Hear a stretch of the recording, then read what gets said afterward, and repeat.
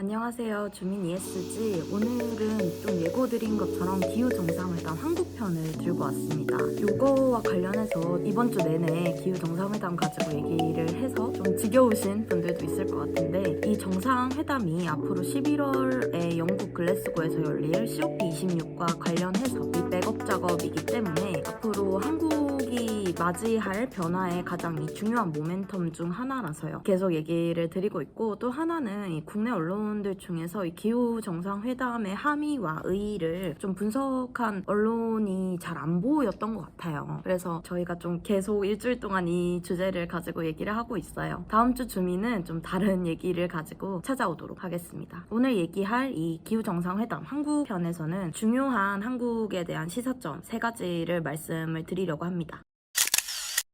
먼저 지금까지 문재인 대통령의 기후와 관련된 발언을 좀 한번 살펴볼게요. 올해 기후정상회담에서 얘기를 했던 것 중에 하나가 국내 신규 석탄화력발전소 건설 허가를 전면 중단했으며 노후 석탄화력발전소 10기를 조기 폐지했다. 그리고 이제 NDC를 올해 안에 상향을 해서 발표를 하겠다라고 얘기했는데, 이 얘기가 1년 전에도 그리고 2년 전에도 계속 반복되고 있다는 걸 알 수 있어요. 이 부분을 살펴보면 한국이 어떻게 기후 대응을 하고 있는지를 좀 유추해 볼 수 있습니다. 먼저 올해 3월에 있었던 이 충남 에너지 전환과 그린 뉴딜 전략 모두 발언을 살펴보면 국내 최대 규모의 보령 석탄 화력 발전소 1, 2호기를 조기 폐쇄했고, 한국도 2050년 탄소 중립을 향한 대한민국 대전환을 시작하겠다라고 밝혔어요. 2019년 9월 유엔 총회 기후행동 정상회의에서 발언한 연설도 한번 볼까요? 한국은 파리 협정을 충실히 이행하고 있고 석탄 화력 발전소 4기를 감축했고 22년까지 6기를 더 감축할 예정이라고 밝혔습니다. 그러면서 내년에 2020년에 제출할 온실가스 감축 목표와 2050년 장기 저탄소 발전 전략에 한국의 의지를 적극적으로 반영하겠다라고 발언한 바 있고요. 2018년 G20 정상회담에서도 에너지 전환 정책을 실행하고 있고 재생에너지 발전 비중을 2030년 20%로 확대하고, 이에 따라서 노후 석탄 화력 발전소를 감축했다라고 말했습니다. 이 발언들을 보시면 공통점이 좀 보이시나요? 전부 석탄화력 발전소, 그것도 이제 노후된 석탄화력 발전소만 가동을 중지했다는 걸 끊임없이 얘기하고 있습니다. 이 얘기 외에 국제회의에서 발언할 내용이 없었다라는 측면으로 저는 좀 해석을 했어요. 지금까지 한국의 기후 대응 방법이 2년 전과 다르지 않았다라는 것을 이런 발언들을 통해서 좀 살펴볼 수 있었습니다. 그럼 한국이 어떤 부분에서 이 2년간의 골든타임을 좀 놓쳤는지 한번 볼게요. 올해 2월에 IPCC에서 발표한 보고서 맥락을 살펴보면요, 이런 얘기를 했어요. 이 정도 감축량으로는 지구 온도 상승을 막을 수 없다라면서 각 국가에게 NDC 상향을 요청을 했는데, 그 중에 이 IPCC가 콕 집어서 상향을 해라 라고 얘기한 국가들 중 하나가 바로 한국이었습니다. 이때 지적을 받은 국가들이 이 기후정상회담에서 일제히 좀 반성문을 제출했다, 이렇게 볼 수 있겠는데, 이 반성문을 낸 국가들 중에서도 한국은 굉장히 열등생이었다는 게 밝혀졌습니다. 이 IPCC가 2도 상승을 제한하기 위해서 2010년 대비 45%를 줄이라 라고 얘기를 한 게 있는데요. 이 로듐 그룹이라는 환경 데이터를 분석하는 이 글로벌 싱크탱크인 곳이 있어요. 여기서 발표한 자료를 살펴보면요, 그래도 미국, 영국, 캐나다, 일본 이런 국가들은 IPCC가 권고한 2010년 대비 45% 감축을 꽤 잘 지키고 있는 것으로 나타났습니다. 반면 한국은요, 1990년도 대비를 해서 요걸 이제 일렬로 이렇게 맞춘 거는요, 올해 발표한 NDC를 살펴보신 분들이라면 아시겠지만 국가별로 몇 년 대비 얼마를 감축하겠다라는 거에서 몇 년의 기준점들이 다 달라요. 그래서 이 로듐 그룹에서는 1990년 그리고 2005년 그리고 2010년을 기준점으로 해서 이 3가지 기준점을 가지고 각각 비교한 수치를 내줬는데요. 여기에 따라서 얘기를 한 겁니다. 이 2010년이라는 기준점을 가지고 일괄로 좀 비교를 해본 결과 미국은 49%, 그리고 EU는 46%, 영국은 58%, 일본은 42%, 캐나다 41%, 호주 25%를 감축한 반면에 한국은 18%만을 감축한 것으로 나타났습니다. 이걸 보면 이 반성문을 제출한 국가들 가운데서도 한국이 가장 뒤떨어졌다라는 거를 객관적으로 볼 수 있는 데이터 중에 하나입니다.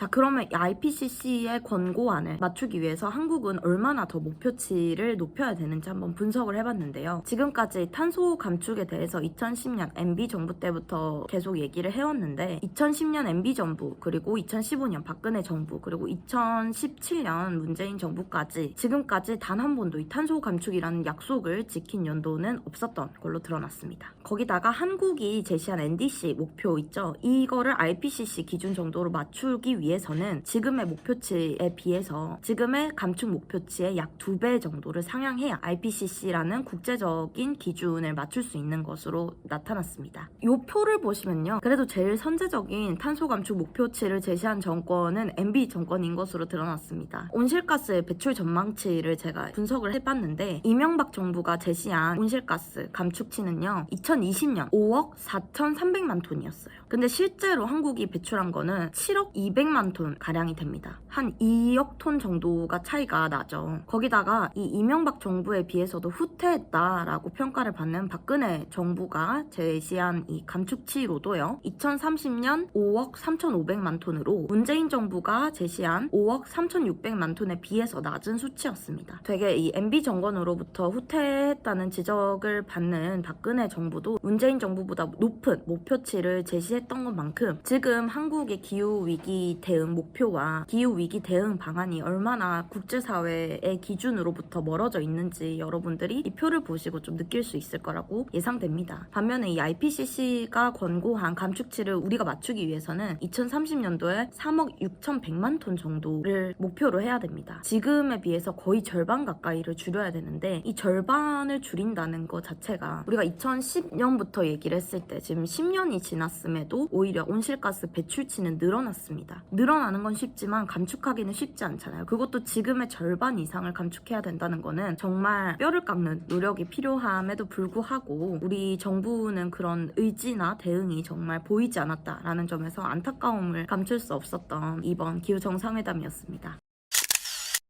이런 정부의 의지가 드러나지 않는다는 점은 이 말을 통해서도 알 수 있었어요. 드디어 임기 5년 만인 올해 신규 해외 석탄 화력 발전소에 대한 공적 금융 지원을 중단하겠다고 밝혔죠. 근데 이런 식으로 이 기후 대응에 관련한 전략이 지지부진하게 미뤄지는 도중에 어떤 일들이 발생했냐면요. 국내에서는 7개의 석탄 화력 발전소가 새로 지어지고 있었어요. 지금만 해도 이 석탄 화력과 LNG 발전소가 배출하고 있는 탄소 배출량은 한국의 전체 온실가스 배출량의 약 80% 정도를 차지를 합니다. 지금 사실 산업 부분을 감축하라라고 정부에서 푸시를 하고 있지만 제일 근본적으로 탄소 배출량을 줄일 수 있는 부분은 석탄 화력 발전소 가동을 중지하고 에너지 전환 정책을 명확하게 하는 거예요. 근데 이런 부분에 대한 노력은 없고 사실 산업에 대한 얘기만 하고 있는 거는 안고 없는 찐빵 같다는 생각이 들어요. 얼마나 이 석탄 화력 발전소가 내뿜는 탄소 배출량이 많은지 한번 보실까요? 이달 말에만 고성에 위치한 고성 하이 화력 발전소 1호기가 운행이 됩니다. 10월에는 2호기도 운전을 시작해요. 근데 이 화력 발전소 하나에서 배출하는 탄소 배출량은요. 우리가 2050 넷제로 목표를 달성하기 위해서 한 해 동안 감축해야 되는 그 감축치가 있잖아요. 그거랑 똑같아요. 이 하나의 발전소가 배출하는 탄소량이요. 근데 이게 신규로 7개나 더 지어집니다. 우리는 지금 총력을 다해서 탄소를 감축해야 되는 시점이 왔는데 정부가 지지부진하게 탈석탄 정책을 미루는 사이에 더 탄소 배출량은 많아진 거죠. 거기다가 탈석탄을 얘기한 건 2017년 문재인 대통령이 당선되고 바로 외쳤는데 그때 이후로 탈석탄에 대한 명확한 시그널을 주지 않아서 한국이 공적 금융, 민간 금융을 합해서 자초자산으로 전락될 자금의 규모만 자그마치 60조 원인 것으로 드러났습니다. 이와 관련해서 지금 해외 석탄 화력 발전에 진출한 공기업, 한국전력, 그리고 여기에 대출을 해준 민간금융 그리고 공적금융 이들이 전부 발 빼려면 얼마의 시간이 걸릴까요? 지금 전 세계 모든 국가가 석탄이나 LNG를 좌초자산으로 인식을 하고 있는데 지금에서 좌초자산을 건지기 위해서 발을 뺀다 하더라도 60조 원에 얼마를 건질 수 있을지 장담하기 어려운 상황입니다. 거기다가 한국은 올해 5월 녹색금융과 기후위기를 주제로 하는 P4G 회담의 개최 당사국이죠. 이때까지 약 한 달 정도 남았습니다. 이때까지 우리 정부가 과연 탈탄소 전략을 구축하고 이를 천명할 수 있을까요?